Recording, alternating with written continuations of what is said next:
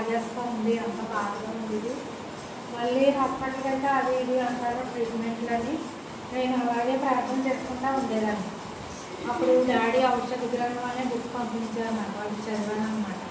అందులో నిన్ను స్వస్థపరిచే యెహోవాను నేనే, నీ సంకటములు కుదిర్చే యెహోవాను నేనే అనే వాక్యం నేను పట్టుకొని అది మనకు మందుల చీటీ అని చెప్పారండి డాక్టర్ గారు.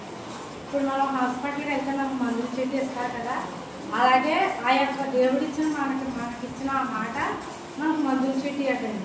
నేను అలాగే నమ్మి ప్రభువా నేను ఈ మందుల చీటీ కలిగి ఉన్నాను, నాకు కాళ్ళ నొప్పులు తీసేయండి అని నేను ఎంతగానో ప్రార్థన చేసినప్పుడు ఈ అలా తగ్గిపోయో తెలియదండి, నాకు అసలు కాళ్ళ నొప్పులు అనేవి లేదు. దేవుడు పూర్తిగా స్వస్థ ఇచ్చారండి. పొలోమని తెగ కాళ్ళు ఆడేస్తూ ఉండి ఇంకా పడుకున్నా కూర్చున్నా కాళ్ళు నొప్పులు విపరీతంగా ఉండి కూర్చోవడం రావడం కూడా కష్టంగా ఉండేది. అలాంటిది దేవుడు ఎంతగానో స్వస్థ ఇచ్చారండి. ఆ బుక్ ఒకవేళ చదువు రానివాడైనా సరే ఎవరికైనా చదివించుకుని చదవండి.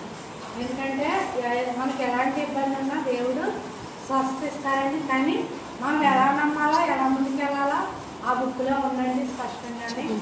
అందరూ కూడా దాన్ని చదవాలని నేను కోరుకుంటున్నాను. అలాగే మా పాప విషయంలో మా అమ్మాయి ఈ బుక్ అండి ఔషధ గ్రంథం. ఏ వ్యాధి అయినా సరే దేవునికి ఒకటేనండి.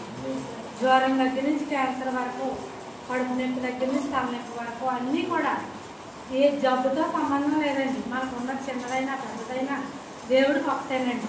పెద్ద జబ్బు ఎక్కువ, చిన్న జబ్బు తక్కువ అని కాదు. దేవుడు ఈజీగా మనకి శాంక్షన్ చేసేస్తారండి. ఇశ్రాయేలీలు 20 లక్షల మందిలో ఒక్కరు కూడా స్వస్థత లేకుండా బయటికి రాలేదటండి. వైద్యుడైన మోషే ఆ యొక్క మందుల చీటి కలిగి ఉన్నారు. ప్రతి ఒక్కరు కూడా దాన్ని నమ్మి ప్రతి ఒక్కరు కూడా స్వస్థత పొందుకుని ఒక్కడు కూడా అనారోగ్యం లేకుండా వెళ్ళారటండి. 20 లక్షల మంది కూడా. అది ఏంటి ఒక్క మంది కూడా వైద్యుడైన మోషే గారు ఆయన డాక్టర్ అండి, ఆయన వైద్యం చదివాడు. కానీ ఆయన దగ్గర ఎలాంటి మందులు లేవండి. ఒకే ఒక్క చీటి ఉంది, మందుల చీటి అటండి.